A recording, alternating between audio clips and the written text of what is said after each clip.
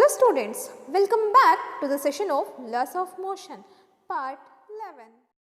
Topics to be covered: disadvantages of friction and methods to reduce the friction. So let's see the disadvantages of friction one by one clearly. So the first disadvantage is friction causes wear and tear of the machine parts.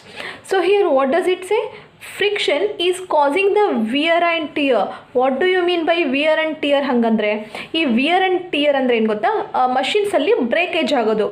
ಯಾವುದಾದ್ರೂ parts cut ಆಗ್ತಾವಲ್ಲ ಅದಕ್ಕೆ ನಾವೇನಂತ ಕರಿತೀವಿ wear and tear of the machine parts. And whatever the wear and tear is happening in the machine, that is mainly because of what? Friction. How is it? See what happens in the case of machines, there will be a piston, right? Just for a rough diagram I am drawing a wheel. If this wheel has to rotate, piston, if I am taking this as a piston should push this wheel. So ಇವೆರಡರ ಮಧ್ಯೆ ಏನಿದೆ, ಒಂದು contact ಇದೆ. ಆ ಕಾಂಟ್ಯಾಕ್ಟಿಂದಾಗಿ ಏನಾಗುತ್ತೆ, ಅಲ್ಲಿ rubbing ಆಗುತ್ತೆ. So rubbing ಆದಾಗ ನಮಗೇನು ಪ್ರೊಡ್ಯೂಸ್ ಆಗುತ್ತೆ ಅಂದರೆ ಫ್ರಿಕ್ಷನ್ ಪ್ರೊಡ್ಯೂಸ್ ಆಗುತ್ತೆ. ಸೊ ಯಾವಾಗ ಫ್ರಿಕ್ಷನ್ ಪ್ರೊಡ್ಯೂಸ್ ಆಗುತ್ತೋ, because of the friction what will be produced? Heat will be produced. Due to the excess of heat, ಅಂದರೆ ಕಂಟಿನ್ಯೂಸ್ ರಬ್ಬಿಂಗ್ ಆಗೋದ್ರಿಂದ ಫ್ರಿಕ್ಷನ್ ಜಾಸ್ತಿ ಆಗ್ತಾ ಹೋಗುತ್ತೆ. ಫ್ರಿಕ್ಷನ್ ಜಾಸ್ತಿ ಆಗ್ತಾ ಹೋದಂಗೆಲ್ಲ ಏನು ಜಾಸ್ತಿ ಆಗುತ್ತೆ? ಹೀಟ್ ಜಾಸ್ತಿ ಪ್ರೊಡ್ಯೂಸ್ ಆಗುತ್ತೆ. ಜಸ್ಟ್ ನೀವು ನಿಮ್ಮ ಹ್ಯಾಂಡ್ಸ್ನೇ ರಬ್ ಮಾಡ್ಕೊಳ್ರಿ. Just you rub the hands. If you rub the hands like that, what will be produced after certain time? ನಿಮ್ಮ ಹ್ಯಾಂಡ್ ಏನಾಗುತ್ತೆ? ವಾರ್ಮ್ ಆಗುತ್ತೆ. ಅದೇ ನೀವು ಸ್ವಲ್ಪ ಇನ್ನೂ ಜಾಸ್ತಿ ರಬ್ ಮಾಡ್ತಾ ಹೋದರೆ ಹೀಟ್ ವಿಲ್ ಬಿ ಪ್ರೊಡ್ಯೂಸ್ಡ್. ಹೌದಾ? ನಮ್ಮ ಹ್ಯಾಂಡ್ಸಲ್ಲೇ ಅಷ್ಟು ಹೀಟ್ ಪ್ರೊಡ್ಯೂಸ್ ಆಗಬೇಕಾದ್ರೆ ಈ ಮಷಿನರಿ ಪಾರ್ಟ್ಸ್ ಕಂಟಿನ್ಯೂಯಸ್ ಕೊಲ್ಯೂಷನಿಂದ ಏನಾಗುತ್ತೆ? ಎಕ್ಸೆಸ್ ಆಫ್ ಹೀಟ್ ಪ್ರೊಡ್ಯೂಸ್ ಆಗುತ್ತೆ. And mainly if you are travelling with a constant speed ಅಂದರೆ ಸ್ಪೀಡ್ ಚೇಂಜ್ ಮಾಡದೆ ನೀವೇನಾದರೂ ವೆಹಿಕಲ್ಸ್ನ ರೈಡ್ ಮಾಡ್ತಾ ಇದ್ದರೆ ಅದೇನಾಗುತ್ತೆ ಅಂದರೆ ಕಾನ್ಸ್ಟೆಂಟಾಗಿ ಫ್ರಿಕ್ಷನ್ ಪ್ರೊಡ್ಯೂಸ್ ಆಗೋದ್ರಿಂದ ಅಲ್ಲಿ maximum wear and tear produce ಆಗುತ್ತೆ. Okay, all disadvantages together I will show you an animation. ನಿಮಗೆ ಅಲ್ಲಿನೇ ಎಲ್ಲ ಕ್ಲಿಯರ್ ಆಗಿಬಿಡುತ್ತೆ. ಮೇನ್ಲಿ ಈ whatever the disadvantages of friction is there, no, that is only because of heat produced by the friction. Is it clear? Let's go for the next disadvantage. So the next disadvantage is efficiency of a machine decreases and energy will be lost. So this is also because of what? Friction. Efficiency of the machine ಏನಾಗುತ್ತೆ ಅಂದರೆ decrease ಆಗುತ್ತೆ ಮತ್ತು energy ಏನಾಗುತ್ತೆ? Loss ಆಗುತ್ತೆ ಅಂತ ಹೇಳ್ತಾ ಇದ್ದಾರೆ. As I told earlier, whatever the disadvantage ಏನಿದೆಯಲ್ಲ ಫ್ರಿಕ್ಷನ್ದು, that is mainly because of what? That is mainly because of heat produced in the machine. ಅದು ನಾರ್ಮಲ್ ಹೀಟ್ ಪ್ರೊಡ್ಯೂಸ್ ಆಗೋಂಗಿಲ್ಲ. ಎಷ್ಟು ಹೀಟ್ ಪ್ರೊಡ್ಯೂಸ್ ಆಗುತ್ತೆ ಅಂದರೆ ಎಕ್ಸೆಸ್ ಆಫ್ ಹೀಟ್ ಪ್ರೊಡ್ಯೂಸ್ ಆಗುತ್ತೆ. So ಈ ಕೇಸಲ್ಲಿ ಏನಾಗುತ್ತೆ ಅಂದರೆ, for example if you consider any of the vehicle, okay, ಒಂದು ರಫ್ ಡಯಾಗ್ರಾಮ್ ಹಾಕ್ತಾ ಇದ್ದೀನಿ. So consider here is a jeep or a car. If it is travelling, ಈ ಕಾರ್ ಟ್ರಾವೆಲ್ ಆಗಬೇಕಾದ್ರೆ ಏನಾಗಬೇಕು? This vehicle should overcome the friction, right? If it has to travel, ಯಾವ friction? Static ಫ್ರಿಕ್ಷನ್ನ overcome ಮಾಡ್ಕೊಂಡು ಬಿಟ್ಟರೆ car motion ಆಗುತ್ತೆ. Static friction ಆದಮೇಲೆ ನಮಗೆ ಯಾವ ಫ್ರಿಕ್ಷನ್ ಬರುತ್ತೆ? That is kinetic friction. So ಈ ಕೈನೆಟಿಕ್ ಫ್ರಿಕ್ಷನ್ನು ಅದೇನು ಮಾಡಬೇಕು? ಓವರ್ಕಮ್ ಆಗಬೇಕು. ಆವಾಗಲೇ ನಮಗೇನಾಗುತ್ತೆ? The vehicles will be moved, right? So ಈ ಫ್ರಿಕ್ಷನ್ನ ಓವರ್ಕಮ್ ಮಾಡಬೇಕು ಅಂದರೆ it should apply large amount of work. Just ನೀವೇ ಇದನ್ನು ಅಬ್ಸರ್ವ್ ಮಾಡಿರಿ. ಈ ಆಬ್ಜೆಕ್ಟ್ ಮೂವ್ ಆಗ್ತಾ ಇದೆ ಅಂದರೆ ನಾನು ಅಪೋಸಿಂಗ್ ಫೋರ್ಸ್ ಹಾಕ್ತೀನಿ, ಓಕೆನಾ? ಈ ಅಪೋಸಿಂಗ್ ಫೋರ್ಸ್ನ ಓವರ್ಕಮ್ ಮಾಡಬೇಕು ಅಂತ ಅಂದರೆ ನೀವು ಈ ಹ್ಯಾಂಡಿಂದ ಇನ್ನೂ ಜಾಸ್ತಿ ಫೋರ್ಸ್ ಹಾಕಬೇಕಾ? ಸೊ ಇನ್ನೂ ಜಾಸ್ತಿ ಫೋರ್ಸ್ ಹಾಕಬೇಕು ಅಂದರೆ ಏನು ಮಾಡಬೇಕು? You have to work more, ಜಾಸ್ತಿ ವರ್ಕ್ ಹಾಕಬೇಕಾಗುತ್ತೆ to overcome this opposing force. Opposing force ಅಂದರೆ ಇಲ್ಲಿ ಏನದು? ಫ್ರಿಕ್ಷನ್. ಈ ಫ್ರಿಕ್ಷನ್ನ ನೀವು ಓವರ್ಕಮ್ ಮಾಡಬೇಕು ಅಂದರೆ you have to do more work. So if you want to do more work you should spend more energy. ಇಲ್ಲಿ ಎನರ್ಜಿ ಅಂದರೆ ಯಾವ ಥರ? Here energy is in the form of fuels, whatever. ಆವಾಗ ನಮಗೇನಾಗುತ್ತೆ? Fuels ಜಾಸ್ತಿ spend ಆಗುತ್ತೆ. Whatever the fuel we are spending, that is not converted in to the work. Some of the work ಏನಾಗುತ್ತೆ? ಹೀಟಾಗಿ convert ಆಗುತ್ತೆ. ಹೌದಾ? So ಈ ಹೀಟಾಗಿ convert ಆದಾಗ ಈ ಹೀಟ್ನಿಂದಾಗಿ ಏನಾಗುತ್ತೆ? As I told, wear and tear cause ಆಗ್ತಾ ಇರುತ್ತೆ. ಆ್ಯಂಡ್ ಬಿಕಾಸ್ ಆಫ್ ದಿಸ್ ಏನಾಗುತ್ತೆ? ಎಫಿಷಿಯನ್ಸಿ ಆಫ್ ದ ಮಷಿನ್ ಕೂಡ ಏನಾಗುತ್ತೆ? ಡಿಕ್ರೀಸ್ ಆಗುತ್ತೆ. What do you mean by efficiency? Efficiency ಅಂದರೆ work by time. In what time, how much work you have done? If you have done large amount of work in a small time, you have good efficiency ಅಂತ ಅರ್ಥ. ಒಂದು ವೇಳೆ you have done small amount of work in a large time ಅಂದರೆ it is having less efficiency ಅಂತ. So ನೀವೇನು ಮಾಡ್ತಾ ಇದ್ದೀರಿ, in a large time you are putting more work to overcome the friction. Because of that ಏನಾಗುತ್ತೆ, efficiency of the machine ಏನಾಗುತ್ತೆ, decrease ಆಗುತ್ತೆ. And also what will be lost, energy will be lost. So whatever efficiency of machine is going to be decreased or energy will be lost, that is only because of what, that is due to friction. Is it clear? I hope you have understood. We'll go to the next disadvantage. So next disadvantage is due to friction machine parts are heated and this may cause damage to the machine. ಮುಂಚೆ ಹೇಳಿರೋ ಪ್ರಕಾರ ಇಲ್ಲಿ ಕೂಡ ಏನಾಗ್ತಾ ಇದೆ, because of the friction machinery parts ಏನಾಗ್ತಾ ಇದೆ, heat ಆಗ್ತಾ ಇದೆ. ಆ್ಯಂಡ್ ಈ ಹೀಟ್ ಆಗೋದ್ರಿಂದ ವಾಟ್ ಈಸ್ ಹ್ಯಾಪ್ನಿಂಗ್, ಡ್ಯಾಮೇಜ್ ಆಗ್ತಾ ಇದೆ. ಯಾವುದಕ್ಕೆ ಡ್ಯಾಮೇಜು, ಮಷಿನ್ಸ್. ಎಸ್ ಸರ್, ನೋಡಿ, ಇವನ್ ನಿಮ್ಮ ಮನೆಯಲ್ಲಿರೋ ಫ್ಯಾನ್ಸ್ ಆಗಿರ್ಬೋದು, whatever the machines you are having, just ಒಂದು ಜನರಲ್ ಎಕ್ಸಾಂಪಲ್ ತೊಗೊಳ್ರಿ. ನಿಮ್ಮ ಸುತ್ತಮುತ್ತ ಯಾವುದಾದ್ರೂ ಒಂದು ಓವರ್ ಹೀಟಿಂದ ಬಲ್ಬ್ ಕೂಡ ಬರ್ನ್ ಆಗುತ್ತೆ, ಆಯಿತಾ? Because of the over heat in the electrical wire ಸುಟ್ಟು ಹೋಗುತ್ತೆ. Then what is the reason? That is because of excess of heat. Even in the case of friction also the same thing happens. Okay, so this is why I told all disadvantages of friction is only because of a heat. Okay, I'll show you certain animations so that you will get clear idea now. So here you can see, here are many wheels which are rotating. ಆಗ ಇಲ್ಲಿ ನೀವು ಯಾವುದೇ wheel rotate ಆಗಬೇಕು ಅಂದರೆ that is rotating because of the another wheel. ಅಂದರೆ ಅವೆಲ್ಲ inter connections ಇರುತ್ತೆ. ಆ ವೀಲ್ಸ್ ರೊಟೇಟ್ ಆಗಬೇಕಂದ್ರೆ ಆ ವೀಲ್ಸಿಗೆ ಏನಿದೆ, ಒಂದು ಬೆಲ್ಟ್ ಇದೆ. ಸೊ ಇಲ್ಲಿ ಏನಾಗುತ್ತೆ, ಇದೇ ಥರ ವೀಲ್ಸ್ ಕಂಪ್ಲೀಟಾಗಿ ರೊಟೇಟ್ ಆಗೋದ್ರಿಂದ ಬೆಲ್ಟು ಮತ್ತು ವೀಲ್ ಕಂಟಿನ್ಯೂಸ್ಲಿ ಕೊಲ್ಯೂಷನ್ ಆಗೋದ್ರಿಂದ ಅಲ್ಲಿ ಹೀಟ್ ಪ್ರೊಡ್ಯೂಸ್ ಆಗುತ್ತೆ. ಹೀಟ್ ಜಾಸ್ತಿ ಆಗ್ತಾ ಹೋದಂಗೆಲ್ಲ ಆ ವಯರ್ಸ್ ಕಟ್ ಆಗೋ ಚಾನ್ಸಸ್ ಇರುತ್ತೆ. ಇಲ್ಲಿ ವಯರ್ಸ್ ಅಂತಂದರೆ ಬೆಲ್ಟ್. ಸೊ ಬೆಲ್ಟ್ ಕಟ್ ಆಗೋ ಚಾನ್ಸಸ್ ಇರುತ್ತೆ. ಇದೇ ಥರ ನಿಮ್ಮ ಬೈಕ್ಸ್ಗಲ್ಲೂ ಕೂಡ ಆಗ್ತಾ ಇರುತ್ತೆ. ಸಮ್ಟೈಮ್ಸ್ ಬೈಕ್ಸ್ ಬ್ರೇಕ್ ಕಟ್ ಆಗೋದು, ಬ್ರೇಕ್ ಕಟ್ ಆಯಿತು ಅಂತ ಹೇಳ್ತೀವಲ್ಲ. ಸೊ ಬ್ರೇಕ್ ಕಟ್ ಆಗೋದಂದ್ರೆ ಏನು, ಅದ್ರ ಒಳಗಡೆ ಇರುವಂತಹ ವಯರ್ ಕಟ್ ಆಗುತ್ತೆ. ಆ ವಯರ್ ಕಟ್ ಆದರೆ ಬ್ರೇಕ್ ಕಟ್ ಆದಂಗೆ. ಹಂಗಂದ್ರೆ ಯಾಕೆ ವಯರ್ ಕಟ್ ಆಗ್ತಾ ಇದೆ? ವಯರ್ ಕಟ್ ಆಗ್ತಾ ಇರೋದು because of the excess of heat. Okay, here also you can see this is a car's engine. ಈ ಕಂಟಿನ್ಯೂಸ್ಲಿ ಎಲ್ಲ ಮಷಿನರಿ ಪಾರ್ಟ್ಸು ಕಾಂಟ್ಯಾಕ್ಟಲ್ಲಿ ಇರೋದ್ರಿಂದ and if the car is in motion continuous ಆಗಿ friction ಆಗೋದ್ರಿಂದ heat ಜಾಸ್ತಿ produce ಆಗುತ್ತೆ. Due to the excess of heat machine may get damaged or wear and tear will be taken place. And to overcome that friction we have to apply the so much of energy. Because of that what happens, some amount of energy will be lost. ಆ ಎನರ್ಜಿನೇ ಯಾವ ಫಾರ್ಮಲ್ಲಿ loss ಆಗುತ್ತೆ, in the form of heat. And the same heat leads to the many other problems. So this is because of what, friction. ಇಷ್ಟೆಲ್ಲ friction ಬಗ್ಗೆ ತಿಳ್ಕೊಂಡ್ಮೇಲೆ ಹಾಗಂದ್ರೆ is there any ways to reduce the friction? Yes, there are some ways to reduce the friction. Let's see those methods now. So let's go for the methods now. So the first method is making the surface smooth by polishing them. So we can make the surface smooth. How we can make the surface smooth? By polishing it. ಹಾಗಾದ್ರೆ ಯಾಕೆ ನಾವು smooth ಮಾಡಬೇಕು? If U C the part 10 of laws of motion ನಿಮಗೆ ಗೊತ್ತಾಗುತ್ತೆ. Friction maximum provide ಆಗೋದ್ರು ಯಾವುದರಿಂದ? Because of the rough surface. ಈ rough ಸರ್ಫೇಸ್ನೇ ನಾವು ಏನಾದರೂ ಪಾಲಿಷ್ ಮಾಡಿಬಿಟ್ವಿ ಅಂತಂದರೆ ಆವಾಗ ಆ ಸರ್ಫೇಸ್ ಏನಾಗುತ್ತೆ, ಸ್ಮೂತ್ ಆಗುತ್ತೆ. ಆವಾಗ ಸ್ಮೂತ್ ಆದಾಗ ನಮಗೇನಾಗುತ್ತೆ, ಅಲ್ಲಿ ಫ್ರಿಕ್ಷನ್ನು ರೆಡ್ಯೂಸ್ ಆಗುತ್ತೆ. ಸೊ ಈ ಫ್ರಿಕ್ಷನ್ ಕಡಿಮೆ ಆದಾಗ ಅವಾಗ ನಮಗೆ ಅಲ್ಲಿ ಯಾವುದೇ ಮಷಿನ್ಸ್ ಹೀಟ್ ಆಗೋ ಚಾನ್ಸಸ್ಸು ಇರೋಂಗಿಲ್ಲ ಅಥವಾ ಡ್ಯಾಮೇಜ್ ಆಗೋ ಚಾನ್ಸಸ್ಸು ಇರೋಂಗಿಲ್ಲ. ಆ್ಯಂಡ್ ಇವನ್ ಇನ್ ಕೇಸ್ ಯಾವುದಾದ್ರೂ ಒಂದು object, let's consider here is an object which you are moving. If the surface is very rough, ಅದನ್ನೇ ನಾವು ಸ್ವಲ್ಪ ಚೆನ್ನಾಗಿ ಪಾಲಿಷ್ ಮಾಡಿಬಿಟ್ವಿ ಅಂದರೆ, ಪಾಲಿಷ್ ಮಾಡಿದರೆ ಏನಾಗುತ್ತೆ, ಈ ಗ್ಯಾಪ್ಸ್ ಏನಿರುತ್ತಲ್ಲ ಇದು ಫಿಲ್ ಆಗಿಬಿಡುತ್ತೆ. So if the gaps are filled then what happens, the surface becomes smooth so that this object may move easily.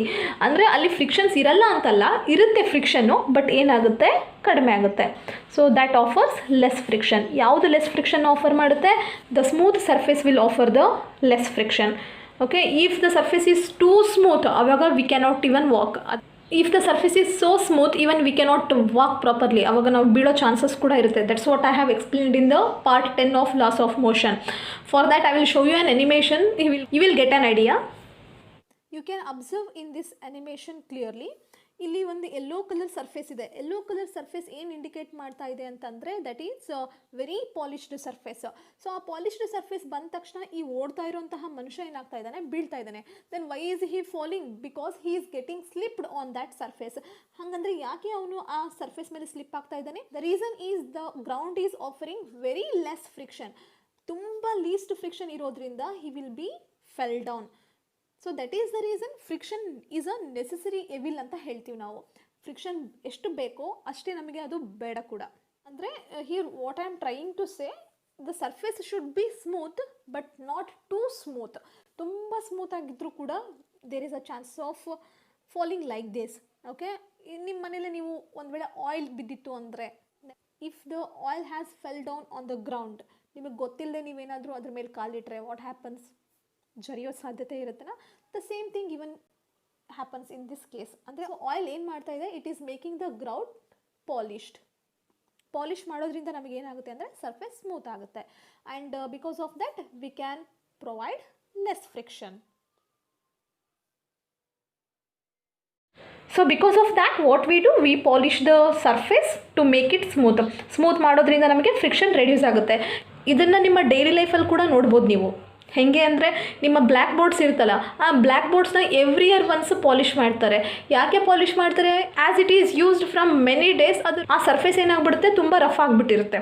If we use the same board like that only, ಅದನ್ನು ಅದೇ ಥರ ನಾವು use ಮಾಡ್ತಾ ಹೋದರೆ your lecturers has to put more effort to write on the board. ಯಾಕಂದರೆ ಅಲ್ಲಿ board it offers more friction. This is the reason we should polish the board also for every year. Okay, that's what you can see in your daily life. So now let's go for the next method to reduce the friction, that is use of lubricants in machinery parts. So here we have to use the lubricants in machine parts. Why we need to use the lubricants? To reduce the friction. Okay, then what do you mean by lubricants? Lubricants andre it is a various form of oils or grease, oils or grease or any other materials in the form of liquid or in the form of powder. So powder form alladru use ಮಾಡಬಹುದು, liquid form alladru use ಮಾಡಬಹುದು. ಅದಕ್ಕೆ ನಾವೇನಂತ ಕರಿತೀವಿ, lubricants ಅಂತ ಕರಿತೀವಿ. So ಈ lubricantsನ ನಾವೇನು use ಮಾಡ್ತೀವಿ, ಮಷಿನ್ ಪಾರ್ಟ್ಸಲ್ಲಿ ಯೂಸ್ ಮಾಡ್ತೀವಿ. ಯಾಕೆ ಯೂಸ್ ಮಾಡ್ತೀವಿ? Again to reduce the friction. Okay, ನೀವು ಕೇಳಿರ್ತೀರಿ ಅನಿಸುತ್ತೆ. Just a very general example ಅಂದರೆ ನಿಮ್ಮನೆ ಗೇಟ್ಸ್ ತುಂಬ ಟೈಟ್ ಆಗಿಬಿಟ್ಟಿರುತ್ತೆ, ಮೇನ್ಲಿ ಡ್ಯೂರಿಂಗ್ ದ ವಿಂಟರ್. ಆ ಲಾಕ್ಸ್ನ ಬೇಗ ಹಾಕೋಕ್ಕಾಗಲ್ಲ, ಅಥವಾ that will be giving the brittle sounds, crack ಸೌಂಡ್ಸ್ನ ಕೇಳ್ತಾ ಇರುತ್ತೆ. ಸೊ ಆ ಸೌಂಡ್ಸ್ನ ರೆಡ್ಯೂಸ್ ಮಾಡಬೇಕಂದ್ರೆ ಯು ಕ್ಯಾನ್ ಪುಟ್ ದ ಆಯಿಲ್ನ ಹಾಕಿದಾಗ ಏನಾಗುತ್ತೆ, for example if you consider this is one object and this is the gate. ಇವೆರಡರ ಮಧ್ಯೆ ಇರುವಂತಹ ಕಾಂಟ್ಯಾಕ್ಟ್ನಿಂದಾಗಿ ರಫ್ ಸರ್ಫೇಸ್ನ ಪ್ರೊವೈಡ್ ಆಗಿಬಿಟ್ಟಿರುತ್ತೆ. If you put the oil here, ಇಲ್ಲಿ ಒಂದು ಪಾಲಿಶ್ಡ್ ಲೇಯರ್ ಡೆವಲಪ್ ಆಗುತ್ತೆ. ಆ ಪಾಲಿಶ್ಡ್ ಲೇಯರಿಂದಾಗಿ ಏನಾಗುತ್ತೆ, ಎವರ್ ದ ರಫ್ ಸರ್ಫೇಸ್ ಇರುತ್ತಲ್ಲ, ಆ ರಫ್ ಸರ್ಫೇಸ್ ಏನಾಗುತ್ತೆ, ರಫ್ ಸರ್ಫೇಸು ಸ್ಮೂತಾಗಿ ಕನ್ವರ್ಟ್ ಆಗೋದ್ರಿಂದ ಇವೆರಡರ ಮಧ್ಯೆ ಇರುವಂತಹ ವಾಟ್ ಎವರ್ ದ ಫ್ರಿಕ್ಷನ್ ಏನಾಗುತ್ತೆ, ರೆಡ್ಯೂಸ್ ಆಗುತ್ತೆ. ಆ ಫ್ರಿಕ್ಷನ್ ರೆಡ್ಯೂಸ್ ಆದಮೇಲೆ ನಮಗೆ you can open the gate and close the gate very easily. The same thing even you can do in your machinery parts like bikes, cars or whatever the vehicles ಇರ್ತಾವಲ್ಲ, ಆ ವೆಹಿಕಲ್ಸ್ಗೆ ನಾವೇನಾದರೂ monthly once oil ಹಾಕ್ತಾ ಹೋದರೆ there will be no chances of any damages in the machines or wear and tear of the machine ಆಗುತ್ತೆ ಅಂತ ಏನು ಹೇಳಿದ್ವಲ್ಲ, ಅದು ಕೂಡ ಆಗೋದಿಲ್ಲ. Is it clear? And even to reduce the wear and tear of the machines we should not ride our vehicles with a constant speed. ಅಂದರೆ ಒಂದೇ ಸ್ಪೀಡಲ್ಲಿ move ಆಗಬಾರ್ದು ನಾವು. ಯಾವಾಗಲೂ what we have to do, we have to change our speed.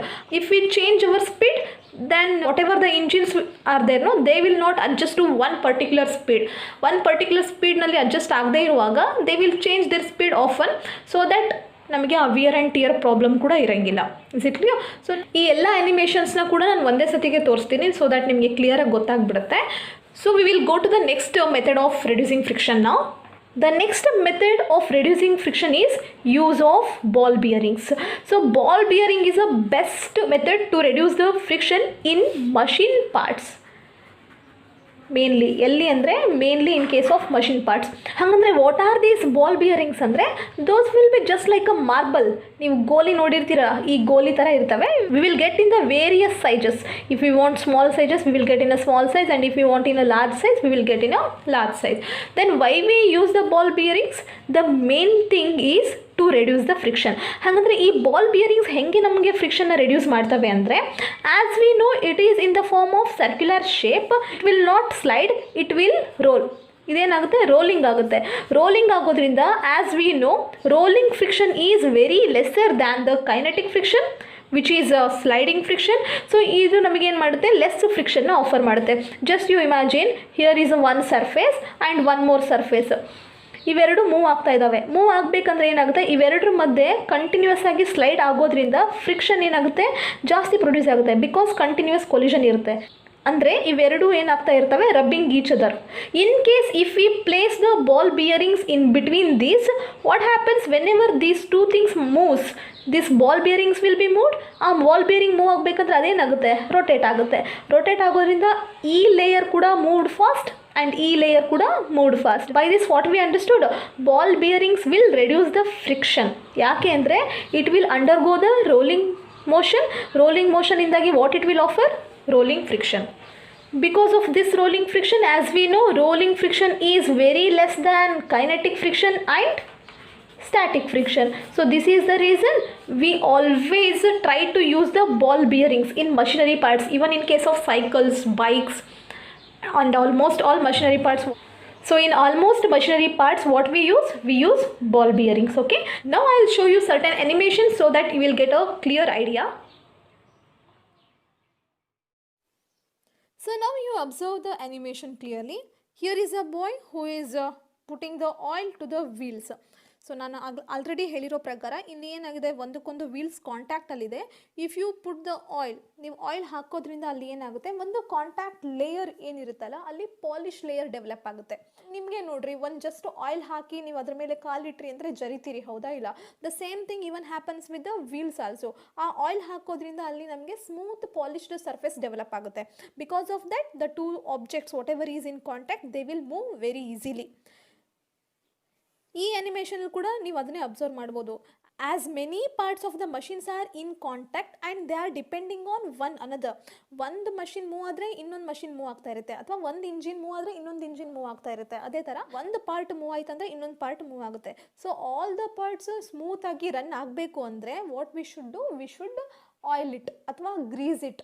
ಇದು ನಾವೇನಾದರೂ often ಮಾಡ್ತಾ ಇದ್ದರೆ, every month once or 15 days once ಮಾಡ್ತಾ ಇದ್ದರೆ, there will be no damages in the machine ಅಥವಾ ವಿಯರ್ ಆ್ಯಂಡ್ ಟಿಯರ್ ಕೂಡ ಆಗೋದಿಲ್ಲ. Is it clear? Even we can observe in our life to make the carrom board smooth. ನಾವೇನು ಹಾಕ್ತೀವಿ, we will be putting the ಪೌಡರ್ಸ್ನ ಯಾಕೆ ಹಾಕೋದು, coins ಸ್ಮೂತಾಗಿ ಹೋಗಬೇಕು ಅಂತ. ಸೊ ಕಾಯಿನ್ಸ್ ಸ್ಮೂತಾಗಿ ಹೋಗಬೇಕಂದ್ರೆ ಸರ್ಫೇಸ್ನ ನಾವೇನು ಮಾಡಬೇಕು, ಸ್ಮೂತ್ ಮಾಡಬೇಕು. To develop the smooth surface what we will put the powder. Here is a powder, it is in the form of lubricant. ಅದಕ್ಕೆ ನಾವೇನಂತ ಕರೆಯೋದು, ಲ್ಯೂಬ್ರಿಕಂಟ್ಸ್ ಅಂತ. ಆಯಿಲ್ ಆಗಲಿ, ಗ್ರೀಸ್ ಆಗಲಿ, ಪೌಡರ್ಸ್ ಆಗಲಿ, what we call it as lubricants. So ಆ lubricants ಹಾಕೋದ್ರಿಂದ we can play the carrom easily, so that we will be putting the powders. Even you can observe in this animation. ನಾವೇನಾದರೂ ಪ್ರಾಪರಾಗಿ ಆಡಬೇಕು ಅಂತಂದರೆ what we do, we will be putting the powders, right? So if we put the powders, all coins will be moved smoothly. So this is the reason what we use lubricants to reduce the friction. Is it clear? So in this animation you can observe the ball bearings. Again in the ball bearings many qualities irutte. ಹೌದಾ? ಆ ball bearings, ಆ premium quality ಅದು ಇದು ಅಂದ್ಬಿಟ್ಟು let's not go for that. Just you observe the ball bearings. ಏನಾಗ್ತಾ ಇದೆ, ball bearings are rolling. So because of that what happens, ನಮಗೆ rolling friction ಕಡಿಮೆ ಇರೋದ್ರಿಂದ we use ball bearings to reduce the friction. Here also you can observe that ball bearings are rotating with that metallic coil. Is it clear? So I hope you have understood disadvantages and methods to reduce the friction.